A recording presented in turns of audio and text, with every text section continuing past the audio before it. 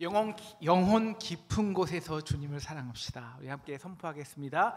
영혼 깊은 곳에서 주님을 사랑합시다. 오늘 이 사랑을 받고 얻고 돌아가는 저와 여러분 되기를 주님의 이름으로 축원합니다. 여러분 낚시 좀 하십니까? 네, 저는 이렇게 낚시를 하면 이상한 환상이 있어요. 넣으면요, 한 진짜 5자, 6자, 7자가 막 올라올 것 같은 그런 막 감동의 제안이 있습니다. 그래서 제가 이제 결혼하고 신혼 초에 이제 부모님 오셨어요. 그래서 이제 플로리다에 처음 놀러 여행을 갔습니다. 플로리다 이제 고깃배가 많거든요. 그래서 밤에 40분 하는 고깃배 타고 제가 아내한테 있어봐, 내가 오늘 실컷 회먹게 해줄게. 그리고 이제 밤 낚시를 갔습니다. 밤새도록 낚시를 했는데 몇 마리를 잡았을까요? 네, 빵마리를 잡았습니다. 남자가 자존심이 있잖아요. 한 말은 지켜야죠. 그래서 나 이제 감 잡았다고, 그러니까 하루만 더 가면 제가 진짜 잡아오겠다고 반대하는 우리 와이프의 말을, 여자 말을 잘 들어야 되는데 또 나갔습니다. 그 밤에 열심히 잡았어요. 새벽에 호텔방이 이제 삐끔하고 조용히 들어오는데 아내가 깨있더라고요. 잡았어? 제가 그 빈손에 그 부끄러움을 그때 처음 알았습니다. 아내가 이렇게 말하더라고요. 80불이면 우리 4식구 저 시푸드 레스토랑에서 회 실컷 먹는다고. 이 낚시에는 소질이 없나 봅니다. 제가 어떤 짝사랑하던 형제가 이제 여자에게 진짜 이제 고백을 하려고 이틀을 밤을 새서 이제 편지를 썼습니다. 나름 이제 열심히 써갔고요. 나름 감동적인 메시지로, 내가 정말 좋아하는 3가지가 있는데, 첫째는 당신이고, 둘째는 자기 웃는 모습이고, 셋째는 자기 웃는 모습보다 지금 웃는 모습 생각하다 까먹었어. 웃기지도 않는. 아무도 안 우시는데요. 제가 어째 밤새도록 이 얘기를 쓰느라고 수고했는데 허망합니다. 네. 어쨌든 중요한 거는, 그래서 그 여자에게 이제 편지를 줬잖아요. 여자가 딱 자매가 읽어보더니 심각하게 이 말을 합니다. 근데 어떡하니? 어제 네 친구 철수가 나한테 고백을 해서 철수하고 사귀기로 했어. 여러분이 만약 그렇다면 중요한 질문은 여기서부터입니다. 여러분은 그 자매에게 2번째 고백 편지를 쓸 수 있으십니까? 그럴 용기가 있으십니까? 네. 여러분, 오늘 베드로가요, 이 밤이 맞도록 수고해서 한 마리도 못 잡잖아요. 그런데 2번째 그물을, 바로 그날 그물을 내린다는 것은요, 여러분, 이 형제가 2번째 연애 편지 쓰는 것보다 더 어려운 것입니다. 여러분, 밤새도록 수고한 적이 있으십니까? 저는 밤새도록 공부했는데 공부한 데가 그 시험이 다른 데서 나왔습니다. 정말 힘들죠. 우리나라는 정말 사람들이 열심히 일합니다. 밤이 새도록 일하는 사람들이 너무 많아요. 우리 너무 편리하시죠? 저는 세상에 이런 쿠팡 같은 데가 어딨냐. 밤에 7시에 오도하고 9시에 오도해도 막 어떨 때는 새벽 7시에 와요. 여러분, 수백만 사람들이 밤을 새고 일하는 거 아십니까? 밤을 새도록. 여러분, 대강 일했으면 괜찮은데 정말 온 마음과 정성을 다해 일했는데 아무 결과가 없으면 정말 허무합니다. 치열하게 살았는데 내가 인생 후반에 내 삶을 돌아보면 나는 이거는 꼭 잡았어. 내가 인생에서 이거는 꼭 얻었어. 하나님 앞에 이건 들고 갈 수 있겠어 라고 좀 이런 잡은 것이 여러분은 있으십니까? 여러분 다 아는 이야기죠. 노인 산티아고는 84일 동안 배를 타고 나왔는데 아무 고기를 못 잡아요. 사람들의 웃음거리가 됩니다. 85일째 그럼에도 불구하고 노인 산티아고는 또 바다에 나갑니다. 그런데 진짜 인생의 대어를 낚았습니다. 3m, 4m짜리 청새치를 잡았어요. 그 희열과 그 자부심으로 내가 진짜 잡았다고 라고 이제 항구로 돌아오는데 상어떼가 그 고기를 먹고 상어떼와 전쟁을 벌입니다. 그리고 항구에 돌아와 보니 내가 잡은 그 대어는 뼈만 앙상하게 남아 있습니다. 산티아고는 조용히 집으로 돌아와 깊은 잠을 자게 되죠. 해밍웨이 소설 노인과 바다는 인생의 냉혹함을 보여줍니다. 우리는 정말 밤이 맞도록 수고하고 살았습니다. 그런 우리가 과연 남겨놓아야 할 것은 무엇입니까? 살아있다는 것은 생명, 살아있다는 것은 명령입니다. 나에게 너 살아! 이 명령이 떨어졌다는 것입니다. 2절을 보시면 이 실패 뒤에도 베드로는 밤이 맞도록 수고한 뒤에도 내일 위해 또 일하기 위해 성실히 그물을 씻고 있습니다. 우리 주위에는 이렇게 성실한 아버지들이 참 많이 있습니다. 그럼 베드로에게 명령이 떨어지죠. 우리 4절 같이 읽겠습니다. 시작. 말씀을 마치시고 시몬에게 이르시되 깊은 데로 가서 그물을 내려 고기를 잡으라. 여러분, 이 명령은 우리가 다 알지만 참 베드로가 순종하기 어려운 명령입니다. 일단 밤이 새도록 다 갈릴리로 흩었어. 다 그물질했습니다. 아무것도 잡히지 않았습니다. 이제 그물을 다 씻어 놓았어요. 다시 그물을 던질 힘도 그럴 마음도 남아있지 않습니다. 그리고 더욱이 이 밤에 깊은 곳에는, 이 시간에 깊은 곳에는 절대 고기가 있지를 않습니다. 자기는 갈릴리의 베테랑 어부입니다. 예수님은 고기 잡는 것에 대해서 아무도 모르시는 분입니다. 예수님 말이 참 1%라도 일리가 있다면 뭐 좀 해보겠는데 1%의 가능성도 없습니다. 그럼에도 불구하고 베드로는 자신에게 떨어진 명령에 순종합니다. 고기 잡을 기대를 했을까요? 아니에요. 오늘 말씀 이렇게 나오죠. 말씀에 의지하여 라고 표현합니다. 기대 없었어요. 그냥 말씀에 의지한 겁니다. 말씀에 의지에도 기대가 있었을까요? 없었다니까요. 여러분, 이 말씀에 의지하여라는 표현은 무엇일까요? 우리가 밤새도록 했다는 뜻이 무엇입니까? 내가 알고 있는 인생의 경험과 지식과 우리가 축적해온 그 모든 인간의 경험을 다 동원해도 해보았는데 안 됐다는 게 밤새도 안 됐다는 것입니다. 밤새면 안 되면 안 되는 거죠. 그런데 뭘 의지한 거예요?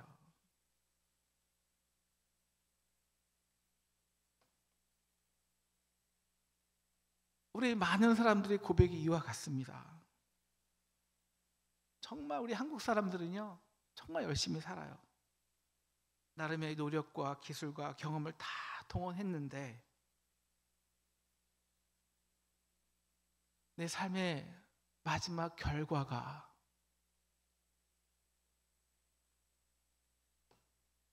안타깝습니다. 이게 우리의 고백이에요. 그런데 거기 하나님의 명령이 떨어집니다. 여러분, 하나님이 명령하셨다는 것은, 말씀하셨다는 것은, 여러분, 말씀이요, 하나님의 말씀은 내가 빛이 있으라 그럼 빛이 생기는 거잖아요. 그것은 창조입니다. 하나님이 일하시겠다는 겁니다. 그런데 하나님이 일하시는데 하나님이 그 인간의 질서, 인간의 영역, 인간의 생각 속에서 일하신다면 그게 진짜 하나님의 일하심일까요? 하나님이 인간의 그 교만한 인간들이 야, 하나님이 일하셨다고 감사하며 찬양할까요? 아니요. 하나님이 일하시기 위해서는 반드시 우리의 그 얕은 인간의 지혜와 질서와 세상의 계산속을 뛰어넘어야 합니다. 그게 말씀에 의지하여라는 고백입니다.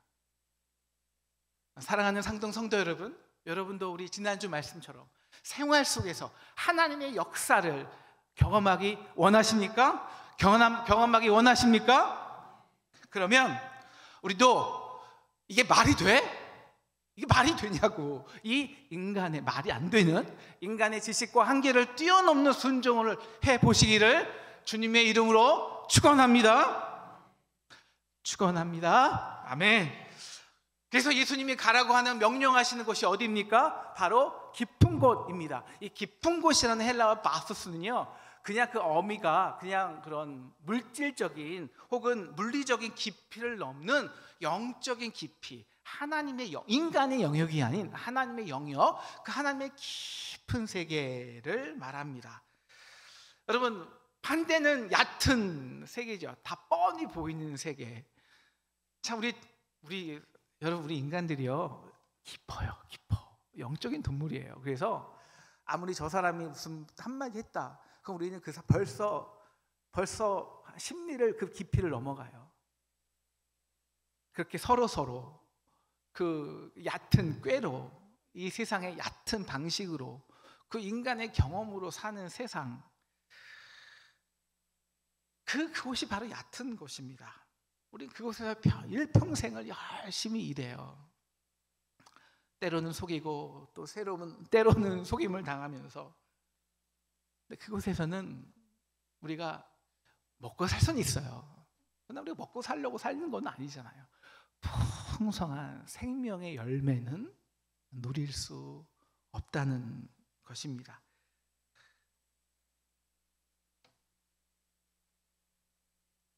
우리는 참 열심히 살았습니다.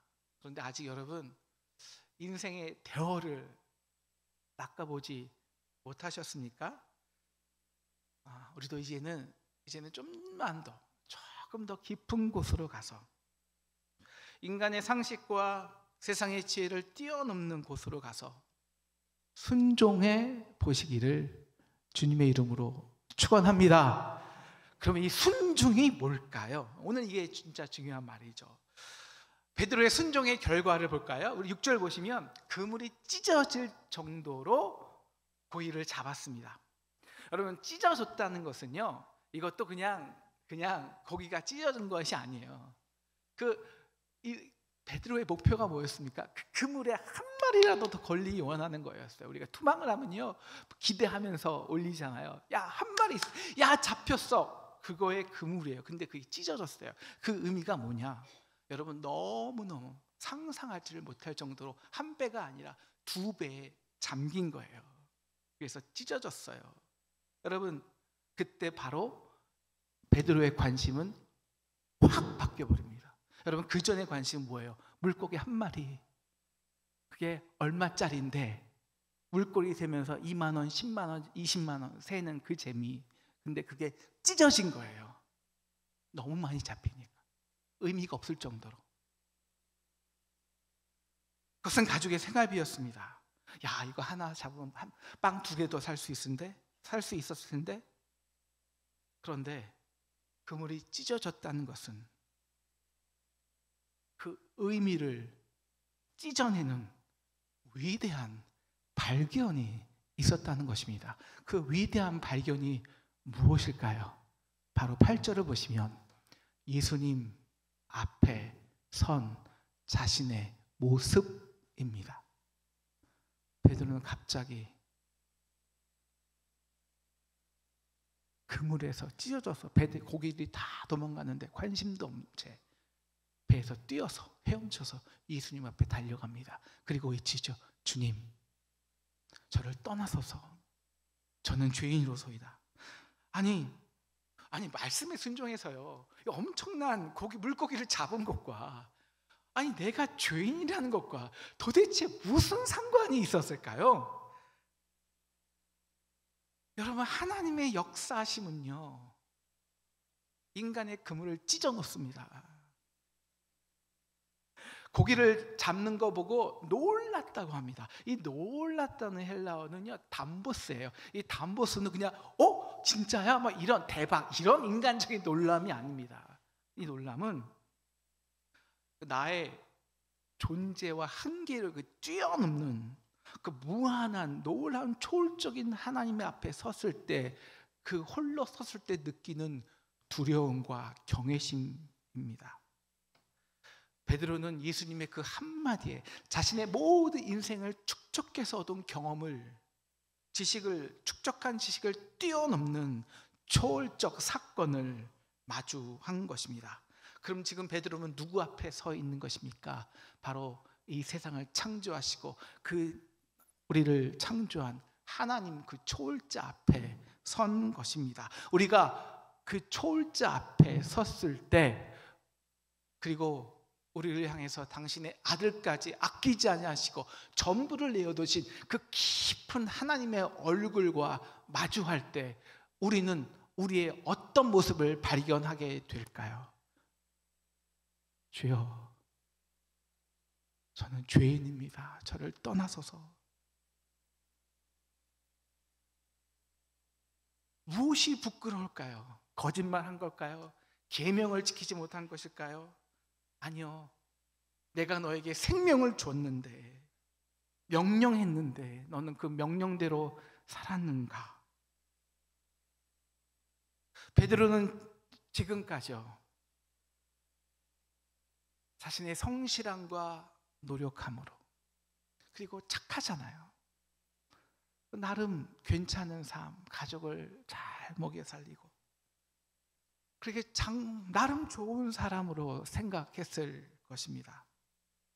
하지만 거기까지입니다. 주님은 이전에 베드로를 보고요, 내가 너를 게바라고 하리라 라고 말씀해 주셨어요. 근데 베드로 관심 없었습니다. 무슨 게바가 밥 먹여주나요? 지금 우리 아이들 공부시켜야 되는데, 지금 빨리 고기 잡으러 가야 되는데. 여러분, 우리가 하나님 앞에 섰을 때, 여러분, 우리가 직면해야 하는 가장 근본적인 두려움이 뭔지 아십니까? 내가 너를 창조했다고, 너에게 생명을 주었다고, 살라고 명령했다고, 땅을 정복하고 다스리라, 이 땅을 다스리라 명령했다고, 그리고 너를 위해 내 아들의 생명까지 아끼지 않고 다 너를 위해 내어 주었다고, 나의 아들의 생명과 그 초월자의 생명과 맞바꿀 만한 놀라운 위대한 생명이 너에게 있다고, 그것이 너가 살라고 명령받은 자의 오늘 살아야 할 당위성이라고. 그런데 우리는 이 땅의 그 얕은 세상에서 그물질하면서 먹고 사는 일에 생명을 소비하는가? 오늘 말씀은 결코 우리가 먹고 사는 일이 나쁘다는 것이 아닙니다. 참으로 우리의 노동은 참으로 귀중한 것입니다.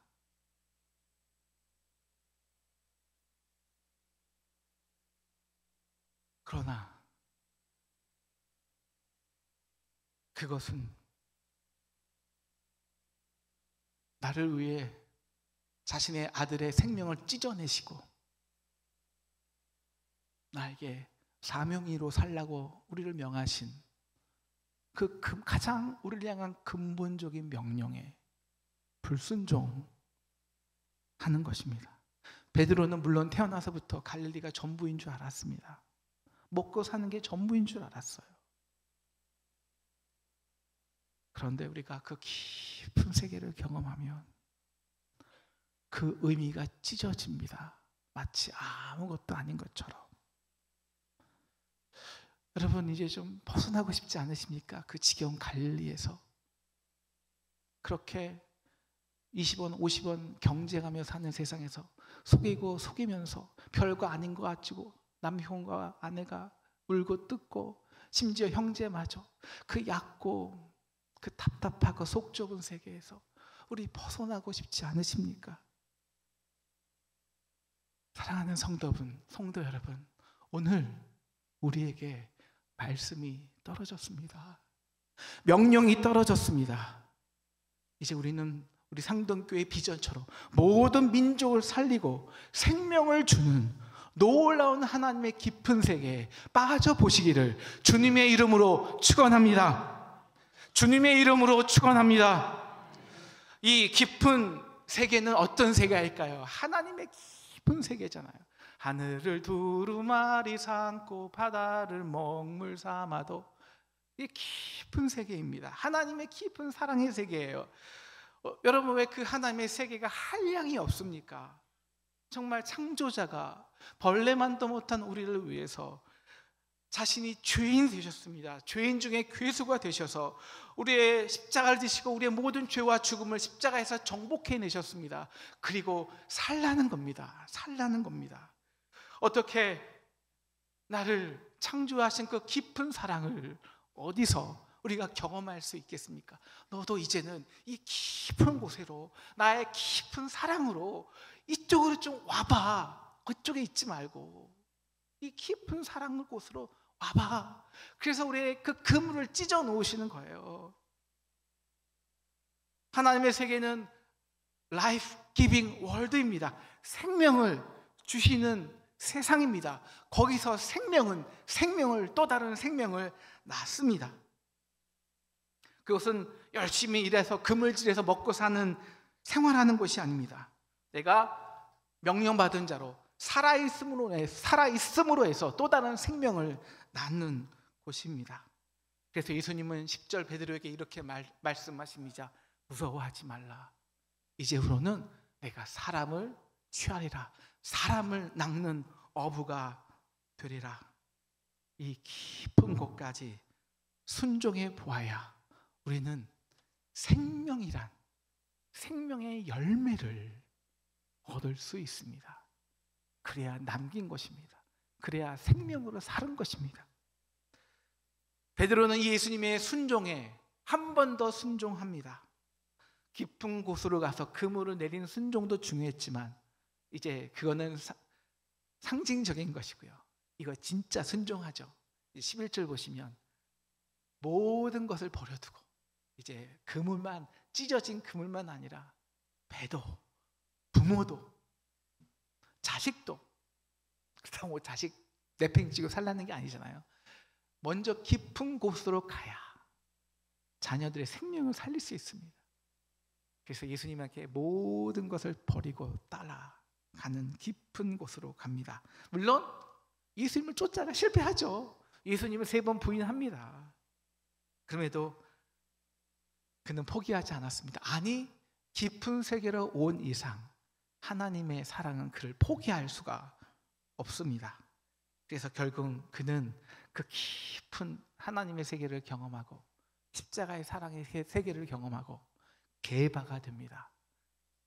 말씀을 전할 때 3,000명이 회개하고 3,000명의 영혼을 살립니다. 예수님이 베드로를 찾아오죠. 질문하십니다. 베드로야, 내가 나를 사랑하느냐? 너 이제 그 깊은 세계를 경험해 봤니? 그럼 내 양을 먹이라. 내 양을 먹이라. 이 세상에서 우리는 먹고 살기 위해서 밤을 새는 수고를 해야 합니다. 가족을 돌보는 일은 참으로 귀한 일입니다. 참으로 고귀한 노동입니다. 그러나 주님 말씀은 거기에 얽매일 필요는 없습니다. 얽매이지 말라는 겁니다. 거기에 빠져 있지 말라는 겁니다. 그 세상의 환경과 조건에 얕은 물가에만 빠져 있지 말고 우리가 고기를 잡아도요, 직장을 다녀도요, 하나님이 주신 소명과 비전을 붙들고 생명의 도구로 살아보라는 것입니다. 그러기 위해서는 순종하라는 것입니다. 깊은 데로 가라는 것입니다. 우리는 하나님의 아들을, 하나님은 우리를 살리기 위해 당신의 아들을 오늘 우리가 할 것 같이 찢어서 우리에게 생명을 주었습니다. 우리는 주님의 몸과 피를 받고 먹고 사는 우리가 진짜 먹고 살아야 하는 것은, 연합해야 하는 것은 그 주님의 몸과 피입니다. 그 깊은 사랑입니다. 그곳에서 주님이 명령하십니다. 사랑하는 상동 성도 여러분, 말씀의 능력은 절대 듣는 것으로 끝나지 않습니다. 듣는 데서 오지 않습니다. 그 명령에 순종할 때 그 말씀의 능력이 나옵니다. 여러분, 우리가 지금까지 인간적인 노력과 기술과 장깨와 경험 다 해보지 않았습니까? 이제는 그게 왜 의미 없는지 깊은 세계에 빠져보십시오. 한순간에 찢어집니다. 그게 축복입니다. 우리가 주일 예배를 한다는 것은요, 사실 우리가 매일 성만찬을 해야 됩니다. 여러분, 우리가 주일 예배를 이렇게 들어오면요, 우리가 십자가가 정면에 있습니다. 이 의미는 어떤 의미냐면요, 오늘 이 예배가 있기 위해 주님께서는 제물을 드리셨는데 하나님께서는 당신의 아들을 직접 산 제물로 드린 겁니다. 살과 피를 다 몸에서 빼시고 저렇게 물과 피와 살을 분리해 놓으신 겁니다. 아들을 잡으신 거예요. 그 아들을 잡으신 하나님의 얼굴을 지금 여러분을 대면하시는 겁니다. 이게 예배입니다. 그러면 그 하나님의 얼굴은 우리에게 명령합니다. 이제 네가 주님의 몸이 되어 살라고. 이제 네가 주님의 몸이 되어 살라고. 이게 명령이고 이게 예배입니다.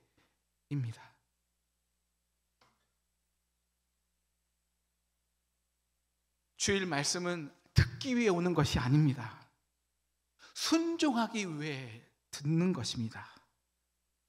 주일 말씀이 내게 명령하는 시간이라면 속회는 그 명령에 함께 결단하고 삶에서 순종하는 시간입니다. 오늘은 속회 사역자 헌신 예배로 드립니다. 사랑하는 속회 사역자 여러분, 주님은 우리에게 명령하십니다. 깊은 데로 가서 그물을 내려 고기를 잡으라. 내 양을 치라. 여러분, 이 말은 단순히 격려나 위로의 말씀이 아닙니다. 격려와 위로로 우리의 인생은 바뀌지 않습니다. 명령만이 우리의 인생을 바꿀 수 있습니다. 순종할 때 우리의 인생이 목적이 고기 잡는 것에서 먹고 사는 인생에서 주님의 살을 먹고 마심으로 주님의 몸이 되어 세상을 치유하고 세상에 하나님의 나라를 만드는 생명의 삶을 사는 것입니다. 오늘 우리는 이 찬양을 함께 합니다. 주의 말씀 의지하여 깊은 곳에 금을 던져 오늘 그가 놀라운 일을 이루시는 것 보라. 어떨 땐 제 머리가 터질 때가 있어요. 정말로.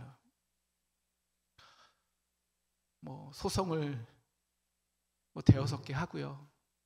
다른 것도 정신을 쓰고요. 그 인간적인 참 제가 이렇게 소송을 몇 개 해보니까 교회를 위해서 그 법이라고 질서라는 게 너무 뻔하더라고요. 너무 얄팍하더라고요. 내가 이러고 목회했나? 여러분은 어떠십니까? 저는 우리 상동교회가 우리 함께 정말 하나님의 놀라운 역사를 경험하기 원합니다. 인간이 아닌 하나님이 하시는 그 놀라운 역사. 그 역사는 뭘까요?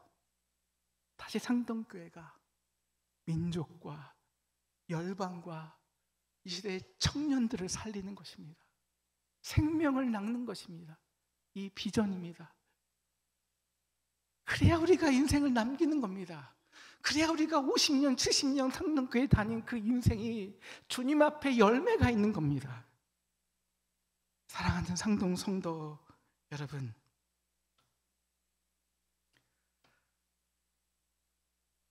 우리 얕은 곳에서 허우적대지 맙시다. 이제 함께 깊은 말씀의 세계, 깊은 세계로 함께 나아갑시다. 우리 사랑하는 속회 사역자, 우리 속자님들, 리더자님들, 속회는 운영하는 게 아닙니다. 함께 말씀에 순종하는 것입니다.